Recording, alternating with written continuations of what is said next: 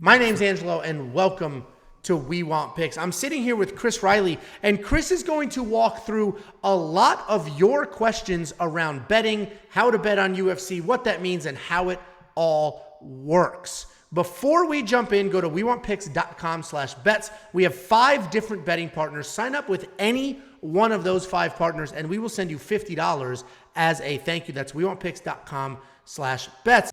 The other, the next piece you want to talk about, and you said you're staring at numbers all day, is just sort of the odds and the probabilities, what some of these odds actually mean, because we're always talking about minus 200, that's a good favorite, plus whatever, that's you double your money, stuff like that. So you want to talk about some odds, probabilities, and what that actually means when you break it down? Yes, this is going to be probably one of the most, this is going to help, I think, a lot of us right here. Is I really want to influence how you guys change your way of thinking. Angela, do you have like an odds converter you can pull up for me real quick? I sure do. Here we go. You do. Okay, you guys. First of all, let's go ahead and type in, we use American odds. Decimal odds is more of a European thing as well as fractional, but the bottom line is these things all mean the same thing. So the best example I want to give you is go in that American odds and type in minus 150. This is usually the staple of what you tell me all the time is what you think. Like, oh, if it's minus 150 or greater, I try not to go beyond 150. You say this all the time, and Angelo, there's times I'm just like, fuck, Angelo, come on, bro. I'm too conservative for my own good. Yeah, but I really want to show you what the difference is. Now, look at the implied odds. It says 60%, right?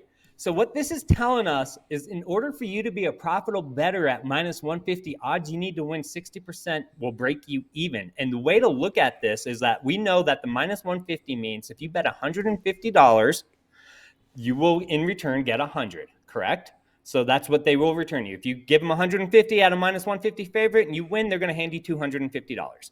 That's what these odds mean. So think about it like this. You bet 10 of those minus 150s. And you win 6 and you lose 4. Well, let's see here. You win 6 at minus 150 and you're making 100 each. Obviously, you just made $600, correct? But you lost 4 of them, and 4 times minus 150. What does that equal? 150, 300, 450, 600. You have broken even. So you need to win more than 60% to make money. Now let's go to the big minus 200. And this is where massive favorite. The massive favorite. Oh my gosh, you need to win 6% more of the time to be a profitable bettor at minus 200. And this is what I find comical because people are like, it's 6%. And I understand where people think this way. They're like, that's such a big favorite.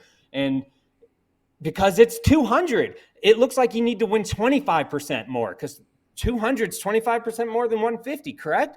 So people think, oh, you got to win so much more to be profitable at 200, but it's not true, you guys. It's 6% more.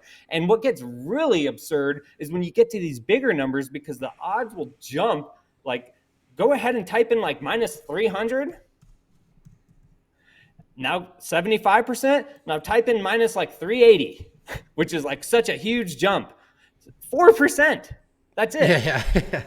It's like I really encourage you guys to start looking at it by what your implied odds are to be profitable with these bets and not so much by the numbers themselves, because the other reality is too. So it's like, okay, I mean, minus 200 and minus 380 seems massive, right? It almost seems double, and you would think you need to win twice as much. And I'm not saying these are always good odds to be taken, and I get that the money line makes a difference, but it's just like minus 3 or just go to minus 400 real quick.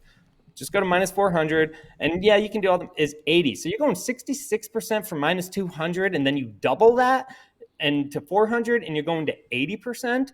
I mean, that is not twice the amount that you need to win to be profitable. I mean, we're talking about 14%, and the numbers just seem that big where you're just like, oh, I don't want to touch this. And it's like, well, do you? Because like the thing about UFC that I love so much is that it's not sports. You know, the one thing that all these sports have that in common is that they all are going to have the exact same time. Like a football game is going to have all the minutes. A basketball game is going to have the exact same minutes per game. You know, no game's going to be like, all right, Warriors are kicking the Mavs ass. Let's just end it here. We're done in the third. You know, they're going to finish the game out. They're going to have possessions, and that's where they break down the possessions, and that's why these lines are so tight, because it's all broken down mathematically by possessions and this. But MMA is not that way, and MMA doesn't account for things like for example, I'll never forget when you told your Parker Porter story about how he had a kid, got a short notice fight and all this stuff. And then like months later, Tom Aspinall fought Spivak on the exact same situation. And Spivak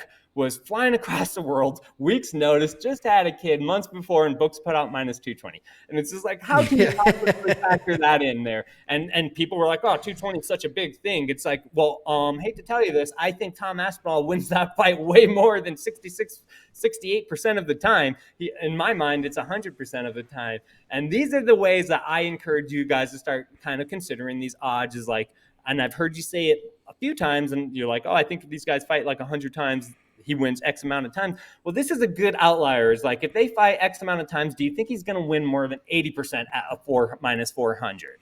So I just really, that's just kind of the point I wanted to reiterate to you guys, so we can, just get that through our head, that we need to start kind of focusing more on the number that's in the implied odds as opposed to the number that is the actual odds. Because the numbers are so big that it just kind of, our brains are tuned to think that way because of basic math, but that's not necessarily what these numbers mean. And I think that's hugely important, because and I am victim to this. I'm too conservative for my own good when it comes to this stuff. And this is a perfect example, because if I saw a fighter at minus 400, I'd be like, there's no way I'm going to do that. But all this is saying is that fighter wins 80% of the time. And it's like, probably. Probably. So yeah, minus 400 is worth it. If you told me 80%, like, we'll see what Amanda Nunes's odds are in this rematch, but she probably wins that fight 9 out of 10 times. So more. Yeah. So instead of looking at it as, well, she's a minus, let's see what a minus 1,000 is. So 9 out of 10 times is essentially a minus 1,000 favorite. And you look at that and you go, minus 1,000, that's absurd. It's a fist fight. Anything can happen. But it's like, but do you agree Amanda Nunes wins this fight 9 out of 10 times? Because if you do, those odds are not so crazy anymore. That's exactly what it is. I mean, sure, that's not where the value is. And the real value comes when you think someone wins 9 out of 10 times and they're a minus 130 or minus 140 or something like that. Sure.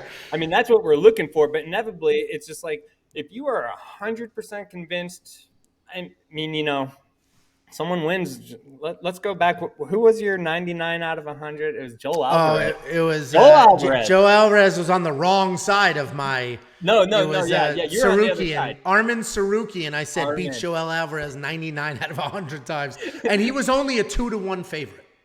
Now, that's a better example. I'm not trying to put this out here to be like, guys, go out there and find all these massive favorites and think. I just kind of want to change your opinion on how you view it.